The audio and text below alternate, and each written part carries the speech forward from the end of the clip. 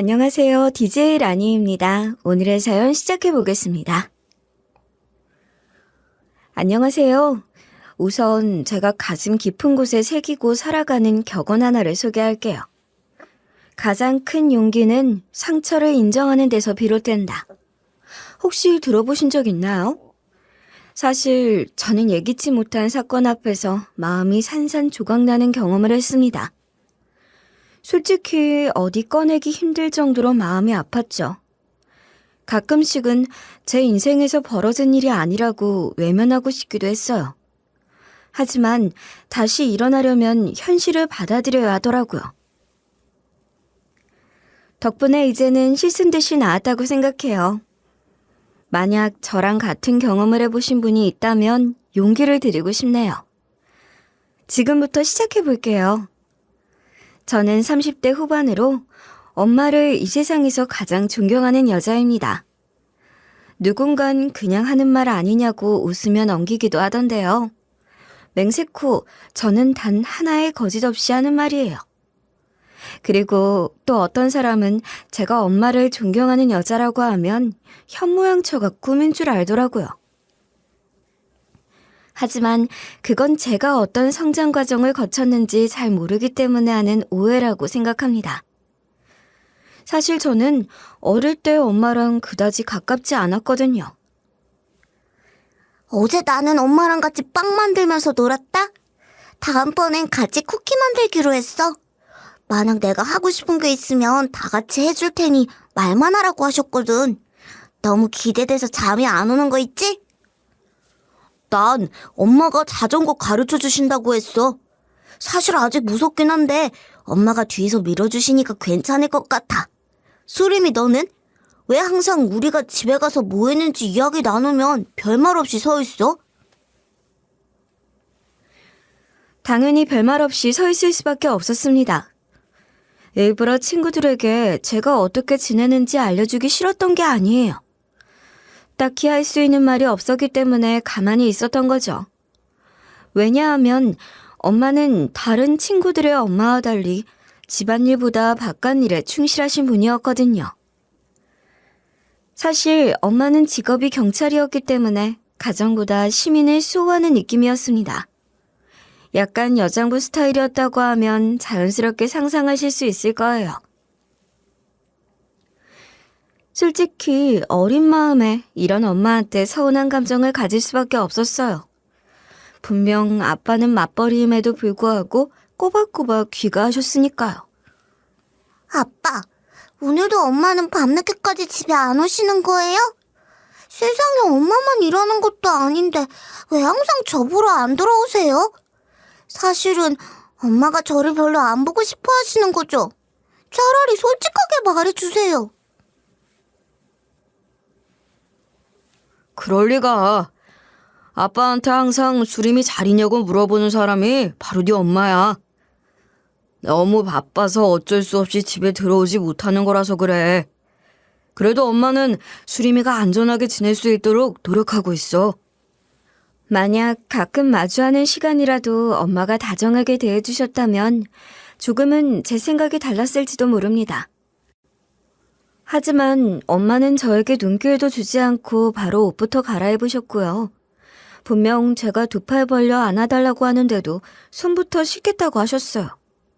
사실 나이 먹고 보니 이런 엄마의 행동이 지극히 상식적이라는 걸 아는데요. 그 당시엔 어렸기 때문에 상처받을 수밖에 없었던 것 같아요. 게다가 엄만 제가 몇 번 경찰차를 태워달라거나 경찰서에 놀러가고 싶다고 조른 적이 있었는데 그때마다 차갑게 거절하셨습니다. 엄마, 다른 친구들은 한 번씩 부모님 직장에 놀러 가본 적 있다던데 저도 한 번 데려가 주시면 안 될까요? 저도 친구들한테 실컷 자랑해보고 싶어요. 분명 다들 저를 부러워할 것 같아요. 딱 한 번이면 돼요. 경찰서랑 경찰차가 장난치러 오는 곳인 줄 알아? 절대로 안 돼. 아직 어려도 그렇지 너무 철없는 생각을 하는 것 같구나.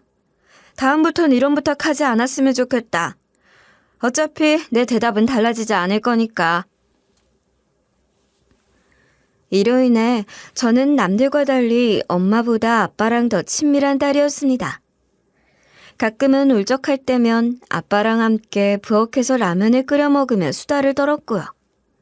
주말이면 아빠가 직접 운전하는 차를 타고 한강공원까지 드라이브를 갔어요. 그리고 중학교 때까진 제가 잠들기 전에 항상 침대 머리맡에 앉아 책을 읽어주셨습니다.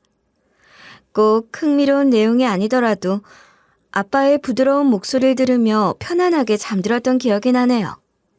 심지어 사춘기 시절에도 저는 아빠랑 다투고 엄마랑은 별일 없었습니다.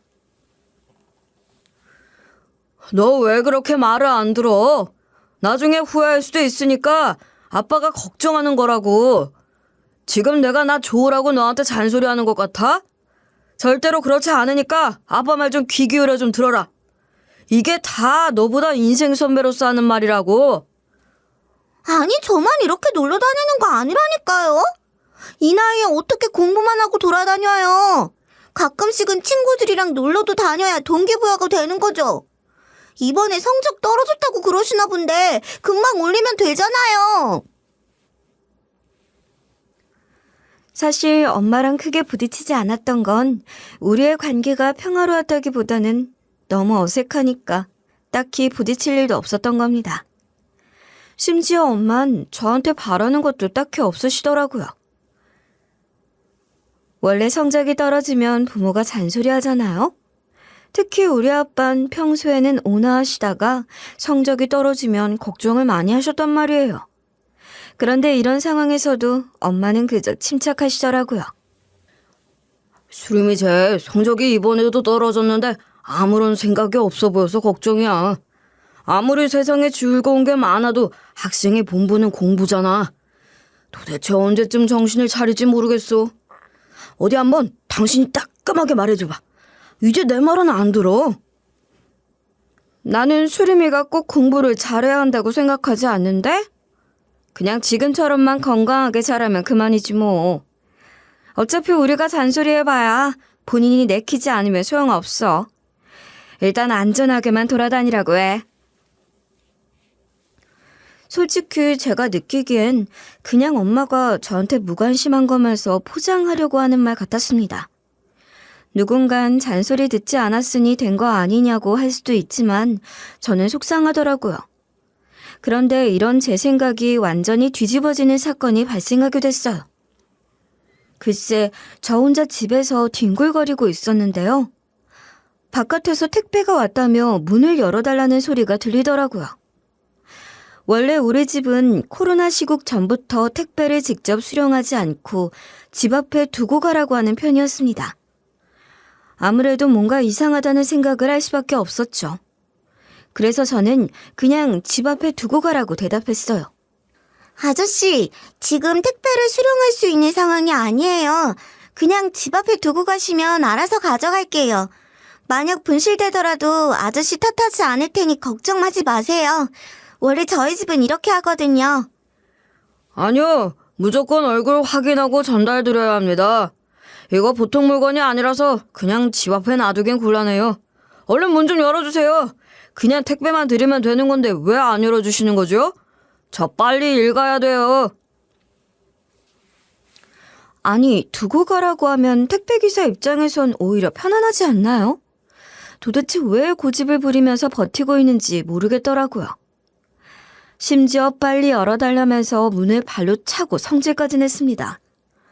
분명 저는 현관문을 똑바로 잠궈놨는데도 금방이라도 문을 닫고 들어올까봐 식은땀이 줄줄 흘렀어요. 괜히 창문을 통해 들어올까봐 주변을 경계하며 긴장하기도 했죠. 도대체 왜 이러시는 거예요? 그냥 두고 가시라고 말씀드렸잖아요. 자꾸 이러면 신고할 거예요. 괜히 시끄러운 일 만들지 말고 서로 무탈하게 넘어가자고요. 왜 꼭 얼굴을 확인해야 하는 건데요? 제발 좀 가세요. 급기야 택배기사는 문고리를 쥐고 흔들었습니다. 아무래도 성인 남자라서 그런지 제가 가진 힘과는 비교도 안 되는 것 같았고 문이 흔들리는 느낌까지 들었어요. 어디 도망가려 해도 현관문 앞을 지키고 있으니 어떻게 해야 할지 막막하더라고요. 그런데 알고 보니 그 택배기사는 진짜 택배기사가 아니었습니다. 과거 엄마한테 건거돼서 깜빵에 갔다가 출소한 전과자였어요. 아무래도 본인 인생을 날린 게 아깝다면서 앙심을 품고 우리 집에 찾아온 것 같더라고요. 애초에 죄를 저지르지 않았더라면 깜빵에 가지도 않았을 텐데 반성을 덜한 거였죠. 그래도 다행히 제 전화를 받고 급히 달려온 엄마로 인해 제가 곤란에 빠지는 일은 없었습니다. 그런데 난생 처음으로 엄마가 저를 꼭 끌어안고 눈물을 흘리시더라고요. 수림아, 네가 무사해서 정말 다행이야. 혹시 너한테 무슨 일이 생기는 건 아닐지 무서웠어.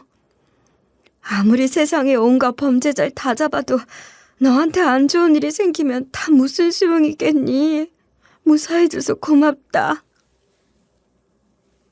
바보같이 이때 처음으로 엄마의 사랑을 절절하게 전달받았던 것 같습니다. 그동안 엄마가 왜 저랑 적당히 거리를 두고 있었는지, 왜 건강하게 옆에만 있어주면 된다고 하셨는지 자연스럽게 깨달았던 거예요. 그렇게 저는 엄마의 사랑과 진심에 대해 더 이상 의심을 거두게 됐어요. 그리고 엄마를 따라 경찰이 되고 싶은 마음도 생겨났죠. 하지만 엄마는 소스라치게 놀라면서 반대하시더라고요. 이게 그냥 멋지기만 한 직업인 줄 알아? 안 그래도 너는 겁도 많은 애가 무슨 경찰이야. 절대로 안 된다. 아무리 대단해 보여도 그 꿈은 접는 게 좋겠어. 이 세상에 직업이 얼마나 많은데 왜 날 따라하려고 하니? 엄마는 거의 뒤로 넘어갈 것처럼 반대하셨습니다. 솔직히 진지하게 이루고 싶은 꿈이라기보단 이것도 해보고 싶고 저것도 해보고 싶은 마음이었기 때문에 엄마의 뜻을 따라 적기로 했어요. 굳이 엄마를 걱정시켜가면서까지 이루고 싶진 않았으니까요. 그리고 평범한 일상을 누리면서 일반 회사원이 됐어요. 그제야 엄마도 한숨 푹 쉬고 안심하시더라고요.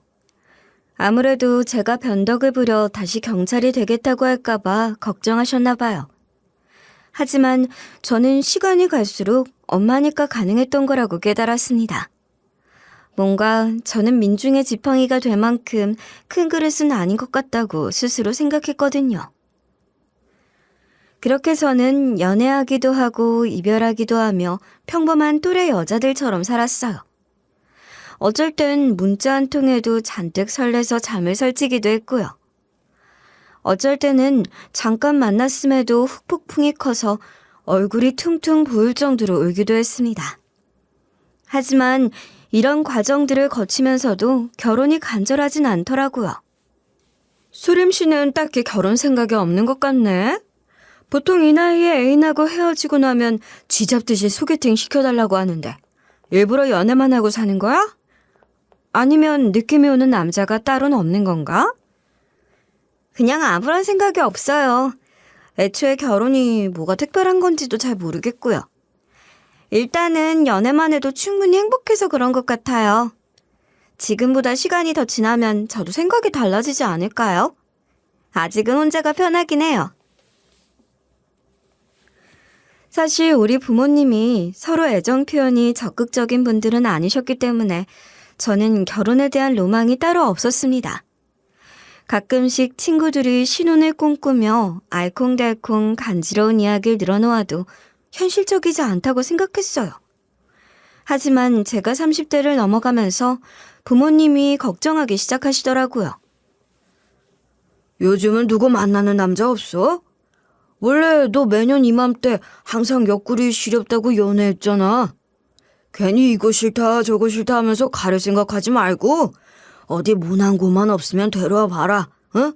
이제 운명 같은 건 없다는 거 잘 알잖아. 그래, 사람은 혼자 살 수 없어. 아무리 편안한 게 좋아도 의지할 곳이 있어야 돼. 이젠 너도 진지하게 생각해보는 게 좋겠어. 뭐 조건 좋은 남자 데려오라는 것도 아니다. 네가 든든하게 기댈 수 있는 남자면 충분해. 원래 엄만 제가 안전하고 건강하다면 충분하다고 하는 분이셨잖아요. 그래서 이런 상황이 뭔가 신기하게 느껴지기도 하더라고요. 그런데 엄만 제가 나중에 혼자 남을까봐 걱정하시는 거였어요. 아무래도 함께 역경을 딛고 살아갈 누군가 있기를 바라셨죠. 하지만 제가 원한다고 해서 그런 상대가 바로 나타나는 것도 아니잖아요. 도대체 어떻게 해야 부모님을 안심시켜 드릴 수 있을지 막막하더라고요. 그러던 어느 날 직장 동료를 통해 소개팅을 받았습니다. 그리고 생각지도 못하게 여러모로 마음에 드는 남자친구를 사귀게 됐어요. 처음 인사했을 때부터 다정하게 웃어주던 눈빛이 마음에 들었죠. 게다가 꼬박꼬박 일상적인 안부를 챙겨주는 게 감동스럽더라고요. 그리고 제가 스쳐 지나가듯이 좋아한다고 언급했던 인디 공연 티켓까지 선물해주니 사랑에 빠질 수밖에 없었습니다. 수림 씨가 이렇게 좋아해주니 다행이네요. 이 웃는 얼굴 한번 보고 싶어서 열심히 구한 거예요. 다음번에 또 노력해 볼 테니 저랑 같이 가주겠다고 약속해요. 앞으로는 계속 수림 씨가 제 앞에서 웃어주었으면 좋겠어요. 그동안 나쁜 남자도 만나봤고 제가 챙겨주고 싶은 남자도 만나봤고 장난기 많은 남자도 만나봤는데요. 이토록 든든하게 느껴지는 남자는 처음이었던 것 같습니다. 굳이 우리 사이에 결혼이 오고 가지 않아도 자연스럽게 함께하는 미래를 생각하게 되더라고요. 그런데 이런 마음가짐은 저만 가진 게 아니고 남자친구도 마찬가지인 것 같았어요. 문득문득 본인이 어떤 가정을 꾸리길 원하는지 말해줬거든요. 그런데 이런 순간이 저에게 티끌만큼도 부담스럽지 않고 오히려 설레게 느껴졌습니다. 그리고 오랜만에 제가 연애한다고 하니 부모님도 좋아하시더라고요. 솔직히 네가 계속해서 혼자 있겠다고 할까봐 많이 걱정했다. 요즘 얼굴이 싱글벙글인 걸 보면 좋은 사람 만나는 것 같아서 마음이 놓이는구나. 혹시 안 맞는 부분이 생기더라도 서로 보듬어주면서 만나라. 이뿐만 아니라 남자친구네 부모님도 얼른 진지한 만남으로 이어나가 보라고 하셨다고 했습니다. 그렇게 우린 결혼을 전제로 관계를 이어나가게 되는데요. 자연스럽게 각자 부모님이 뭐 하시는지 털어놓게 되는 법이잖아요. 원래 우리 엄마는 경찰이셨지만 이 시기에 은퇴하신 상황이었어요. 그동안 고생하며 살아오신 만큼 저랑 아빤 이제 엄마가 휴식을 취하길 바랐죠. 엄마, 여태까지 남들을 위해 열심히 살아오셨으니까 이제는 엄마도 안전하게 편안하게 지내세요. 어차피 저도 남자친구 만나고 있어서 더 이상 걱정하실 게 없잖아요. 이젠 제가 어떻게 살아갈지 지켜봐 주세요. 수림이 말이 맞아. 당신은 이제 좀 느긋하게 인생을 살아갈 필요가 있어. 안 그래도 여기저기 다쳐서 돌아올 때마다 얼마나 마음이 아팠는 줄 알아? 그동안 못했던 거 많으니까 이제라도 다 채워나가 보자고. 도대체 왜 우리 부녀가 휴식을 강요하는지 엄마도 알고 계셨기 때문에 순순히 따라주셨습니다. 초반엔 늦잠을 주무시기도 하고 하루 종일 드라마를 몰아보기도 하면서 여유를 만끽하셨어요. 덕분에 아빠도 엄마와 시간을 보내며 행복해 하시는 게 눈에 보였죠. 그런데 시간이 좀 지나가면서 엄마는 지루해 하시는 것 같더라고요. 아무래도 엄마는 집안에 가만히 있는 게 더욱 힘들다고 하셨습니다. 일부러 안마 의자까지 사드렸는데도 지루하다는 듯이 늘어져 계셨거든요. 평생 살아오던 방식이 있는데 한순간에 달라지니 적응을 못 하시는 것 같기도 했어요. 이대로는 안 되겠어. 당신이랑 네가 뭘 원하는지 알곤 있지만 난 집안에 틀어박혀 있는 것보다 밖에서 고생하는 게 나아. 대신 예전처럼 위험한 상황에 놓이지만 않으면 되는 거 아니야? 다시 일을 구해야겠어. 결국 우리 부녀는 더 이상 엄마를 뜯어말리지 못했습니다. 그런데 엄마가 보험사에서 새로운 일을 구하셨더라고요. 솔직히 예상하지 못했던 방향이긴 했어요. 하지만 엄마가 사람도 만나고 활발하게 사회생활하고 싶다고 하니 그저 잘된 일이라고 여길 수밖에 없었죠. 그런데 이런 상황을 알려주니까 남자친구의 반응은 영 떨떠름한 것 같더라고요. 원래 명예로운 직업을 갖고 계셨던 것 같은데 굳이 보험사로 가셔야 하는데? 솔직히 사람들의 시선이 그다지 좋지는 않을 텐데. 나중에 우리 집에 인사드리러 갈 때는 그냥 퇴직 후에 쉬고 계시다고 말씀드리는 게 어때? 아무래도 우리 엄마가 보험사에서 근무하신다는 사실을 숨기는 게 낫겠다고 생각하는 것 같았습니다. 그렇다고 남자친구네 부모님도 엄청나게 대단한 직업을 갖고 계시는 것도 아닌 걸로 알고 있었거든요. 원래 예비 시어머니는 전업주부로 지낸다고 하셨고 예비 시아버진 은퇴 후에 골프 치러 다닌다고 하셨단 말이에요. 도대체 왜 이런 반응을 보이는 건지 이해할 수 없었던 것 같아요. 그런데 예비 시댁에 인사드리러 갔다가 왜 남자친구가 그토록 걱정스러워했던 건지 이해하게 됐습니다. 솔직히 이런 남자가 왜 저를 만나나 싶을 정도로 의리의리한 성북동 대저택에 살고 있었거든요. 아니, 이 정도면 우리 엄마 직업이 문제가 아니라 예비 시부모님이 저부터 별로 원하지 않을 것 같았습니다. 심지어 예비 시아버진 대기업에 다니다가 은퇴하신 분이라고 하더라고요. 솔직히 여기서 이별을 종용당할 거라 각오하고 있었어요. 하지만 예비 시아버진 뜻밖에도 저를 살갑게 반겨주시더군요. 괜히 내가 예전에 했던 일 때문에 걱정할 필요 없어요. 나는 우리 아들이 사랑하는 여자 만나서 행복하게 살길 바라거든. 어차피 이건 내 능력으로 읽은 재산이고 우리 아들은 똑같이 일반 회사원일 뿐이니 잘 살아봐요. 심지어 예비 시아버진 이번에 처음으로 인사드리러 왔을 뿐인데 지극정성으로 챙겨주셨습니다. 일단 제일 먼저 버선발로 나와 반갑게 맞이해 주셨고요. 직접 준비해 두셨다는 따뜻한 전통차까지 내어주셨거든요. 게다가 제가 긴장할까봐 환한 미소로 부드럽게 말씀해 주시더라고요. 덕분에 저 역시 어색하지 않게 대답하고 분위기에 녹아들 수 있었어요. 꼭 예전부터 알고 지냈던 안정적인 느낌이 들 정도였죠. 그런데 예비 시어머니의 반응은 약간 다르셨습니다. 아무래도 우리 엄마가 보험사에 다니고 있다고 하니 못마땅하신 것 같더라고요. 아니, 결혼이라는 게 그냥 둘이서만 연결되는 것도 아니고 각 집안끼리 인연을 맺는 건데 보험사는 좀 그렇지 않나? 우리 집이 손해인 것 같아서 선뜻 허락해주긴 머리 아픈데 좀 더 시간을 갖고 생각해보는 게 좋겠어. 아예 저랑 눈도 마주치지 않고 생각이 많아 보이길래 쉽지 않겠다고 생각했습니다.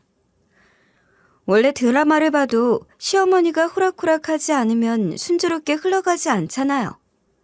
딱 제 입장에서 엄마가 보험사에 다닌다는 언급이 나오자마자 예비 시어머니가 숟가락을 내려놓으시는 걸 보고 직감할 수 있었던 것 같아요. 분명 금방이라도 불호령이 떨어질 것 같은 얼굴이었기에 긴장할 수밖에 없었죠. 하지만 이 집안은 예비 시아버지가 진정한 실세더라고요. 사부인이 뭐 나쁜 짓 하고 돌아다니시는 것도 아니고 꾸준히 직업 갖고 사시는 게 대단한데? 나는 이미 둘이 결혼해서 잘 살았으면 좋겠다고 생각해. 괜히 꼬투리 잡아서 행복한 젊은이들 미래를 막고 싶지 않아. 아니, 꼬투리 잡겠다는 건 아니었어. 주변에 보험 설계사를 지인으로 둔 사람들이 워낙 힘들어하는 걸 봐왔기 때문에 걱정한 거야. 딱히 별일이 없다면 나도 굳이 반대하지 않을게. 어차피 우리 아들 행복하길 바라는 건 마찬가지니까. 결국 예비 시어머니는 떨떠름한 표정과 달리 적극적으로 반대하지 못하셨습니다. 애초에 예비 시어머니는 사회생활 한번 제대로 한 적 없으시고 애초가였던 예비 시아버지 곁에서 평생 내조하며 살아오신 터라 괜히 트집 잡을 수 없었어요. 그렇게 예비 시어머니의 반응이 호의적이진 않았지만 남자친구도 허락받았으니 됐다며 우리 엄마가 보험사에 다니시는 걸로 문제 삼지 않고 잘하길래 넘어갔습니다. 특히 우리 엄마가 와인을 좋아하신다고 했더니 구하기 어려운 것으로 선물을 하길래 얼마나 감동했는지 몰라요. 그리고 우리 아빠에게도 같이 등산 가자면서 적극적으로 다가갔죠. 당연히 우리 부모님도 저를 믿고 맡길 수 있겠다며 한시름 놓으시더라고요. 네가 눈이 높은 것 같더니 이렇게 괜찮은 남자 데려오려고 시간이 오래 걸렸구나. 같은 남자로서 이런 사이라면 굳이 말릴 이유가 없지. 이제는 진짜 네가 행복하게 지내는 모습을 지켜보기만 하면 되겠구나. 그렇게 우린 양가의 허락을 받은 만큼 상견례 날짜를 잡았습니다. 그런데 그 사이에도 서로 연락을 주고받을 순 있고 만나기도 할 수는 있는 거잖아요. 그래서 예비 시어머니가 저랑 가깝게 지내고 싶어 하시는 것 같길래 흔쾌히 좋은 마음으로 몇 번 나갔단 말이에요. 원래 저를 반대하고 싶어 하셨으니 이때 점수를 따두면 좋을 것 같았으니까요. 그런데 예비 시어머니는 자꾸 저한테 꼬치꼬치 캐물으시더라고요. 진짜로 사부인이 보험사에 근무하시는 거 불만 없어? 원래 보험 설계사 되면 인맥 철단난이 조심해야 한다잖아. 내 지인 중에도 외톨이 된 사람 있거든. 혹시 사부인이 우리 쪽 지인 소개해달란 말은 없으셨지? 그런 건 다 네 손에서 잘라야 한다. 아니, 무슨 우리 엄마가 벌써부터 예비 시댁에서 콩고물 떨어지길 기다리며 팔대 꽂을 준비하는 것처럼 몰아가더라고요. 정작 우리 엄만 우리 예비 시댁이 얼마나 넉넉한지 관심 없으셨거든요. 그저 남자친구가 괜찮은 사람이라는 것만 믿고 결혼을 허락해 주신 거란 말이에요. 만약 저를 지적하신 거라면 그냥 웃으며 참고 넘어갔을 겁니다. 하지만 우리 엄마 가지고 그러니까 저도 기분이 나쁘더라고요. 그래서 말에 뼈가 있는 것처럼 대답해드렸어요. 저희 가족은 엄마가 다른 가족한테 기댈 생각 없이 꾸준히 본인 노력으로 살아가시는 게 멋지다고 생각해요. 남한테 피해주지 않고 열심히 굳건하게 애쓰실 분이니까 이상한 걱정 안 하셔도 돼요. 아무리 가족이라고 해도 빨대 꽂고 유의자적하게 살아가시기엔 책임감이 강하시거든요. 솔직히 예비 시어머니도 이런 제 반응에 마음이 상한 것 같긴 했습니다. 하지만 별 말씀은 안 하시더라고요. 그렇게 자리가 무사히 끝나서 이제는 한시름 놓아도 될 줄 알았는데요. 다른 방식으로 저를 들쑤시기 시작했어요. 글쎄, 본인 독서 모임에 저를 데려가면서 얼마나 교양 있고 우아한 사람인지 스스로 자랑하려고 하더라고요. 그리고 독서가 본인의 오랜 취미라면서 단순히 모임에 참가하기 위해 억지로 끼워 맞춘 게 아니라며 뽐냈어요. 굳이 백과사전처럼 두꺼운 책을 꺼내 제 앞에서 보란 듯이 읊어보기도 하더라고요. 심지어 같은 독서 모임에 계신 분들이 얼마나 대단한 며느리를 맞이했는지 괜히 당사자도 아니면서 소개했습니다. 이분은 며느리가 석사까지 땄다고 하더라. 그게 쉬운 일이 아닌 거 알지? 그리고 이번 며느린 변호사랬어. 만약 무슨 일이라도 나면 며느리가 제일 먼저 출동해서 든든하게 지켜주는 거지. 얼마나 자랑스러울지 상상도 안 되는구나. 아이고, 무슨 예비 며느리를 데려다가 우리 자랑을 그렇게 해요. 한 번 보고 말싸인데 민망해서 고개를 못 들겠네요. 우리 며느리가 예쁘고 기특한 건 맞지만 제가 키운 애도 아니잖아요. 우리 아들 자랑도 아니고 며느리 자랑을 대신하는 건 그만하세요. 오죽하면 독서 모임에 계신 분들이 민망하니 그만 좀 하라며 뜯어말릴 정도였습니다. 솔직히 남자친구나 저나 일반 회사원이란 것만은 똑같은 처지인데 다른 분들의 며느리랑 저를 비교하니 우습긴 하더라고요. 그러고 나서 예비 시댁으로 돌아가 차를 마시며 이야기를 나누게 됐어요. 그런데 독서 모임에 저를 데려갔던 이유가 다 있더라고요. 글쎄 본인이 이만큼이나 어깨가 올라가 있는 사람인데 혼수를 어느 정도로 해올 수 있냐며 넌지시 물어왔거든요. 이제 내가 어느 수준인지 감이 오니? 어느 정도로 성의를 부여해야 할지 제대로 생각해야 할 거다. 그래야 내가 어디 가서 괜찮은 며느리 들였다고 언급할 수 있잖아. 앞으로 가족으로 지낼 건데 체면은 챙겨줘야지. 솔직히 상견례 자리에서 양가 어른의 합의를 거치는 것도 아니고 남자친구 동반해서 의논하는 것도 아니고 그저 예비 시어머니 손에 얼마나 떨어질 수 있는지 묻고 있으니까 당황스러웠습니다. 다행스럽게도 때마침 화장실에서 나온 예비 시아버지가 듣고 선을 그어주시더라고요. 당신 나 몰래 그런 걸로 며느리 들들 묻고 있었던 거야? 아직 상견례도 안 했는데 뭘 자꾸 답을 들으려고 해? 그렇게 부담스럽게 갈취하듯이 묻고 있으면 안 되는 거잖아. 무슨 체면 차리는 걸 며느리 보고 해달래? 설마 예비 시아버지한테 한마디 들을 줄은 몰랐는지 예비 시어머니는 눈에 띄게 당황하셨습니다. 그리고 상견례 때 장소를 바꿔 집으로 초대하고 싶다고 이야기 주제를 돌리시더라고요. 하도 딸처럼 느껴져서 내가 잠깐 실언을 했나 보다. 그나저나 상견례 장소를 바꿨으면 좋겠는데 우리 집으로 모시는 게 어떠니? 이렇게 넓은 집은 겪어본 적 없으실 테니 이번 기회에 집구경이라도 시켜드리고 싶구나. 솔직히 이거 너무 무례한 제안 아니냐고, 왜 그걸 수락한 거냐고 손가락질 하실 수도 있습니다. 하지만 저에게도 다 생각이 있었기 때문에 알겠다고 한 거였어요. 그리고 우리 부모님 역시 고민하지 않고 예비 시어머니의 제안을 받아들이셨죠. 그렇게 상견례 당일이 되고 우리 부모님을 모시고 예비 시댁에 가게 됐습니다. 솔직히 마음의 준비를 하고 있긴 했지만 긴장되는 건 어쩔 수 없더라고요. 그리고 우리 부모님이 마당으로 들어서니 예비 시아버지와 남자친구가 반갑게 맞아줬어요. 나름 손님으로 간 거였기 때문에 열심히 꾸며둔 흔적이 느껴지더군요. 덕분에 파티를 즐기러 온 것처럼 분위기가 들떴어요. 하지만 예비 시어머니가 여자들끼리 보여줄 게 있다며 저랑 엄마를 따로 불러내셨습니다. 그리고 저랑 엄만 조심스럽게 예비 시어머니를 따라갔죠. 그런데 셋만 남게 되니까 예비 시어머니는 얼굴을 완전히 표독스럽게 바꿔버리더군요. 이게 바로 저희 가족이 살아온 집이에요. 딱 봐도 수준 차이가 느껴지지 않습니까? 감히 비교하기도 민망할 정도라서 뭐 할 말도 없으시죠? 그냥 한번 좋은 경험했다 치고 파혼하는 게 좋겠어요. 절대로 제 아들을 댁 따님하고 엮을 수 없단 말이에요. 저희 가족한텐 제가 말할 테니 얼른 꺼지라고요. 그동안 어떻게 감춰왔나 싶을 정도로 선명하게 악의가 드러났습니다. 그런데 예비 시어머니의 막말은 곱비 풀린 망아지처럼 계속됐어요. 뭐 내 아들이 너 사랑하는 거 잘 알겠고 우리 그이가 너 마음에 들어하는 것도 잘 알겠는데 결혼이 장난이냐? 서로 눈높이가 어느 정도 맞는 집안끼리 엮어야지. 설마 이 정도로 양심이 없을 줄은 몰랐다.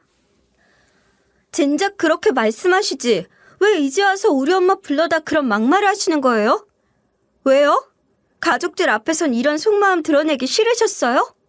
설마 이렇게 음흉하게 나오실 줄은 몰랐네요. 오히려 제가 더 소름 끼쳐요. 어디서 큰 소리야? 굳이 내가 이렇게 말하기 전에 네가 먼저 물러났어야 하는 거 아니냐? 어떻게 민폐 끼치고 다니는 보험 설계사랑 사돈을 맺을 수 있겠냐고. 괜히 자존심 세우지 말고 깨끗하게 꺼져. 아주 그냥 본인이 이룬 것도 아니면서 기고만장한 게 우습더라고요. 아무리 코앞에서 큰 소리를 쳐도 두렵지 않았습니다. 그저 이 와중에 본인의 진심이 이렇다는 것을 예비 시아버지나 남자친구한텐 드러내고 싶지 않아 우리 모녀만 따로 불러낸 것도 기가 막혔어요. 그래서 우리 모녀는 일단 예비 시아버지와 남자친구 그리고 우리 아빠가 있는 자리로 돌아갔습니다. 그리고 예비 시어머니가 어떤 발언을 서슴지 않았는지 죄다 폭로해버렸죠. 물론 예비 시어머니는 본인이 언제 그랬냐면서 눈물을 보이며 가증스러운 연기를 선보이더라고요. 아니 어떻게 그런 모함을 할 수 있는 거냐? 내가 너 얼마나 예뻐하는지 몰랐어? 그동안 너 불러서 재밌는 시간도 많이 보냈는데 이렇게 뒤통수 채일 줄은 상상도 못했구나. 도대체 무슨 이유로 내가 너를 상처 주겠니?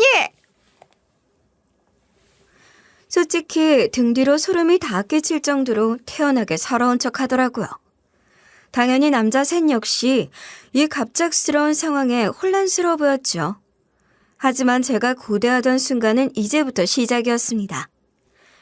바로 엄마가 전화를 걸어 보험 사기단 중 한 명이 여기에 있다고 신고하셨거든요.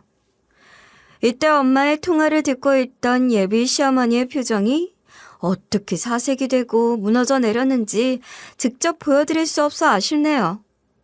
아주 그냥 순식간에 무릎을 꿇고 바짓가랑이 붙잡더라고요. 거의 저승사자라도 만난 것처럼 손을 벌벌 떨며 살려달라고 빌었습니다. 잠시만요, 사부인. 제가 잠깐 실수를 해서 마음이 많이 상하셨나 본데 사죄드릴게요. 제발 부디 전화 좀 끊어주시죠. 무조건 결혼 허락하겠습니다. 다시는 며느리에 속 태우지 않을게요. 부디 제 말 좀 들어주세요. 사실 엄마는 경찰 출신이었던 만큼 보험 설계사로 취직하신 게 아니셨습니다. 바로 보험사의 사기 전담팀으로 가셨거든요. 다만 이를 여태까지 구체적으로 밝히지 않았던 이유는 보험 사기라는 게 강력 범죄까지 가지 않더라도 일상에서 저지르고 태연하게 살아가는 사람들도 있잖아요. 그래서 아직 가족이 되지 않은 상태에선 밝히지 않을 필요가 있었던 거였어요. 사실 이때까진 예비 시어머니를 수상하게 여기느라 경계하고 있던 상황은 아니었습니다. 그런데 엄마가 다니는 보험사에서 유달리 교통사고를 상습적으로 내고 돈을 받아가는 사람이 있어서 수상하게 여기고 있었던 거예요. 아무리 생각해도 혼자선 이룰 수 없는 규모라는 게 밝혀졌죠. 그래서 대대적으로 반년이 넘도록 수사를 벌여오고 있었다는데요. 그 보험 사기단 멤버 중에 예비 시어머니도 있었던 겁니다. 어느 정도 윤곽이 드러난 이후에 대충 엄마가 저에게 귀뜸해 주셨기 때문에 저도 인지하고 있었어요. 네가 상처받을까 봐 어떻게 말을 꺼내야 할지 고민스러웠는데 미리 알아둬야 할 것 같아. 사실 네 시어머니 되실 분이 보험 사기에 가담하셨어. 심지어 여러 번 움직이신 거야. 나도 믿을 수 없지만 진짜다. 이로 인해 저는 그동안 예비 시어머니가 들들 볶고 귀찮게 해도 방심하게 만들기 위해 냅두고 있었던 겁니다. 그리고 마침내 모든 증거가 확보되고 공범이 어디까지 있는지 파악했기 때문에 엄마가 정체를 드러내신 거였어요. 그제야 예비 시어머니는 우리 엄마의 정체를 알고 싹싹 빌더라고요. 그래도 사돈들 사이인데 한 번만 넘어가 주세요. 다시는 그러지 않을게요. 그동안 제가 누구 해코지한 것도 아니잖아요.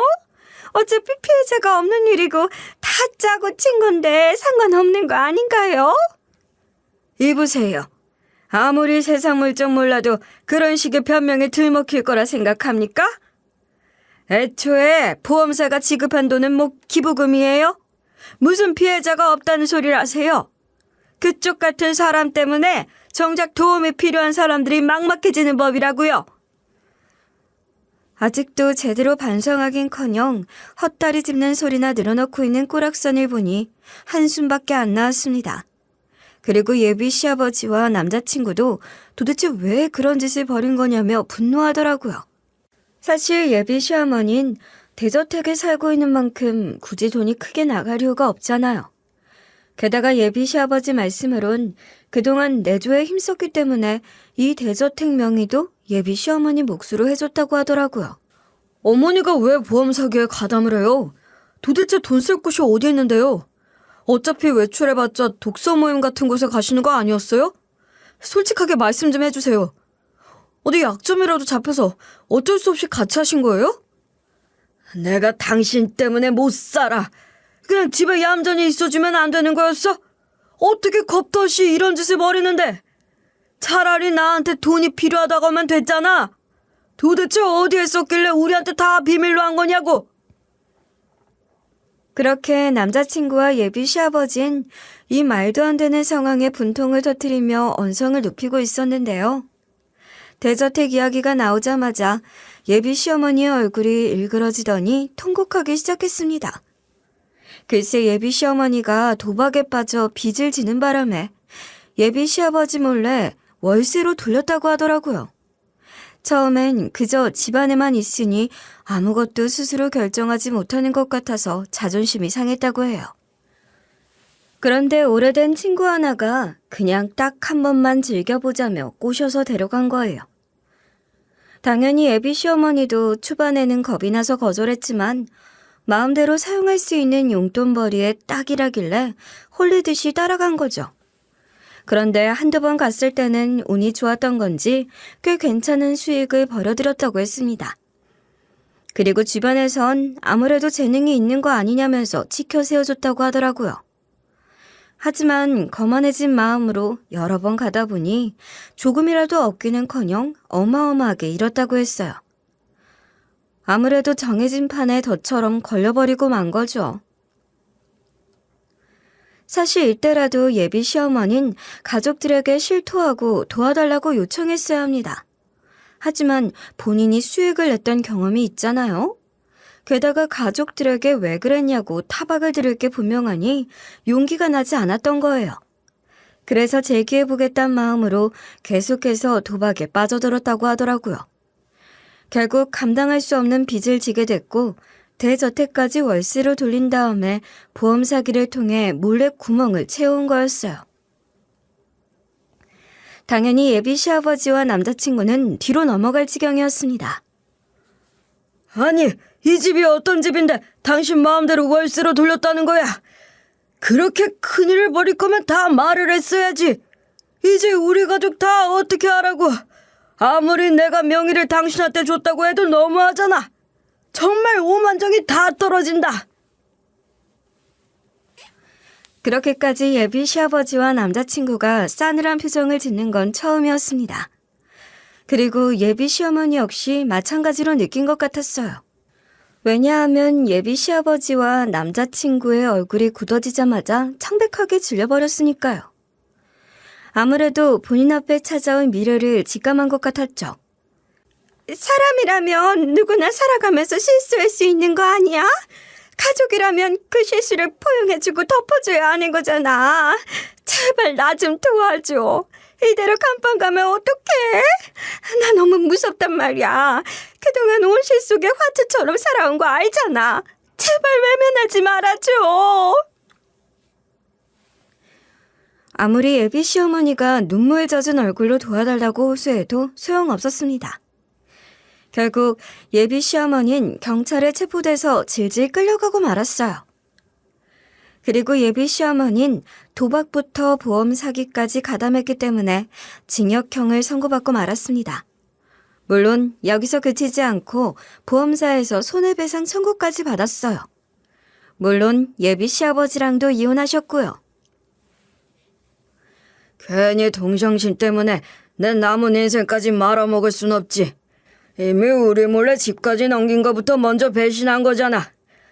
뭐라고 호소하든 제대로 들어줄 생각도 없어. 이제 나도 내 인생 새 출발해야겠다고. 그렇게 애처가였던 예비 시아버진 완전히 다른 사람이 된 것처럼 차갑게 돌아섰습니다. 그리고 여러분이 가장 궁금해하시는 건 사실 예비 시부모님의 이혼이 아니라 저와 남자친구일 거라고 생각하는데요. 애초에 예비 시아버지와 남자친구는 예비 시어머니의 문제를 몰랐잖아요. 그래서 우리 부모님은 파혼할지 말지 저에게 선택권을 주셨어요. 수림아, 네 결정이 중요한 거니까 우리 눈치 보지 말고 결정해라. 어차피 네가 행복하게 살아가는 게 중요한 건데 우리가 무슨 말을 할 수 있겠어. 아무리 우리가 너한테 강요한데도 사람 마음이라는 게 무짜르듯 끝나는 게 아니잖아. 그래, 수림아. 우리는 네 뜻을 따를 준비가 돼 있으니 걱정하지 마라. 괜히 네가 우리 눈치 보다가 불행해지는 모습은 보고 싶지 않구나. 네 마음 가는 대로 충분히 고민해보고 결정하는 게 좋겠어. 언제나 진심이다. 아무래도 제 마음이 다칠까봐 많이 염려하시는 것 같았습니다. 솔직히 저로선 이런 선택권을 부여해 주셨다는 것 자체가 너무나 감사했죠. 하지만 우리 엄마 손으로 잡은 범인의 아들과 어떻게 결혼하겠어요? 사실상 서로를 위해서라도 헤어지는 게 맞다고 판단했습니다. 당연히 너무나 슬프고 힘겨웠지만 행복하기를 빌어줬던 것 같아요. 하필이면 우리 인연이 이렇게 허무하게 끝나서 너무 마음 아프네. 그래도 당신이 꼭 좋은 여자 다시 만나서 행복하길 바랄게. 이제 당신도 나 잊었으면 좋겠어. 그냥 서로 무소식이 희소식이길 바라면서 응원해주자. 그렇게 저는 아픈 마음을 뒤로하고 새롭게 나아가려고 했는데요. 전 남자친구는 한동안 저를 잊지 못해서 붙잡으려 온갖 노력을 다했습니다. 매일 아침 출근하기 전에 집 앞에 편지를 두고 갔고요. 점심시간엔 우리 회사까지 찾아와 1층에 있는 카페에서 기다리기도 했어요. 그리고 주말마다 제가 연애 시절부터 좋아하던 꽃집에서 구매한 꽃다발을 조용히 가져다 놓으면서 이 꽃처럼 다시 우리의 사랑이 피어나기를 바란다는 쪽지를 남기더라고요. 결국 제가 다시 한번 더 불러다가 이러지 말라고 거절해야 했죠. 하지만 전 남자친구는 본인 잘못으로 헤어진 게 아니기에 울분을 토해내며 호소했습니다. 왜 우리 어머니 때문에 나랑 우리 아버지가 피해를 봐야 하는데? 제발 이러지 마. 난 아직 당신을 잊지 못했단 말이야. 그동안 우리가 함께했던 시간이 있는데 어떻게 허무하게 헤어질 수 있어? 어차피 어머니 깜빵에 가셨잖아. 당신 우리 엄마는 편안하게 마주볼 수 있겠어? 이미 우리는 얽히고 설켜서 다시 회복될 수 없는 사이야. 괜히 미련 갖지 말고 깔끔하게 떠나는 게 맞다고. 지금은 힘들더라도 나중엔 이해가 될 거야. 솔직히 전 남자친구 어머니가 평생 감방에 있을 것도 아니고 언젠간 나오실 거잖아요. 그러면 분명 핏줄부터 찾아오실 텐데 그 옆에 제가 있을 수는 없었습니다. 아무리 전 남자친구가 본인과 본인 어머니를 섬긋더라도 이건 어쩔 수 없다고 생각했어요. 이런 제가 너무 차가운 여자라고 말씀하실 수도 있겠지만 저 역시 결혼까지 생각했던 남자와 헤어진 만큼 살짝 후유증이 있었습니다. 한동안 잠이 안 와서 새벽까지 뒤척이며 눈물만 흘렸고요. 주말 낮엔 멍하니 텔레비전만 바라보며 시간을 날렸어요. 그리고 식욕이 너무 떨어져서 라면 한 젓가락만 겨우 삼켰습니다. 이런 저를 걱정하는 친구의 연락에도 예전과 달리 웃음이 나오지 않더라고요. 결국 부모님이 경악하실 정도로 살이 빠지고 말았죠. 그리고 부모님은 뭔가 계기가 필요하다고 생각하신 건지 여행을 다녀오자고 권유하셨습니다. 이러다가 널 잃을까봐 겁이 난다.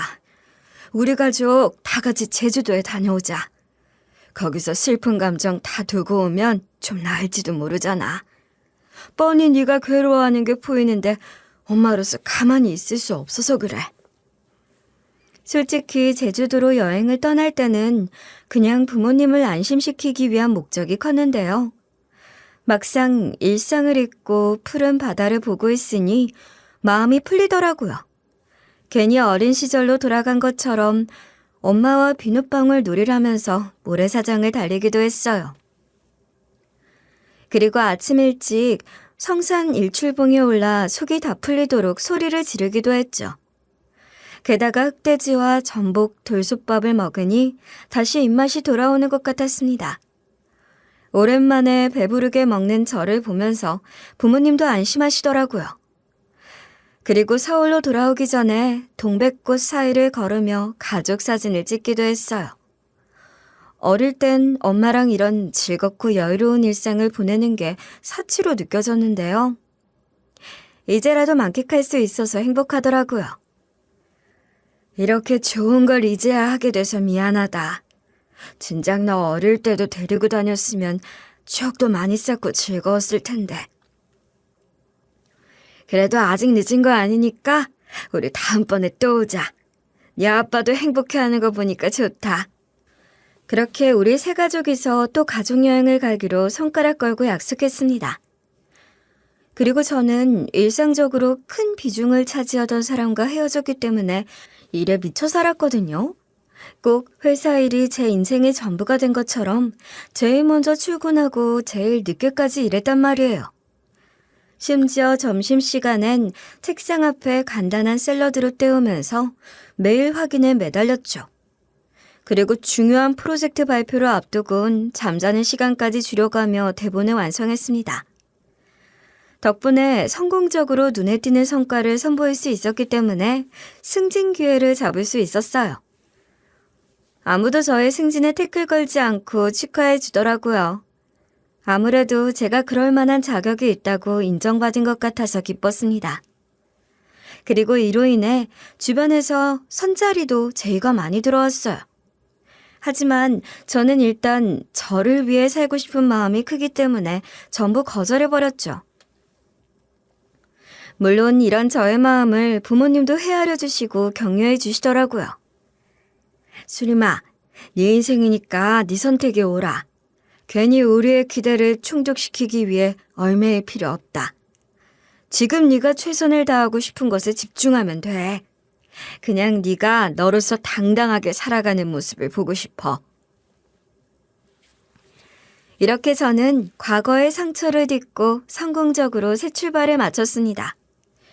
비록 마음 아픈 경험을 하긴 했지만 이로 인해 한층 단단해졌다고 생각해요. 그러니 여러분도 예상치 못한 일이 다가와도 절망하지 마세요. 분명 새로운 길이 여러분을 기다리고 있을 테니까요. 지금까지 들어주셔서 고맙습니다.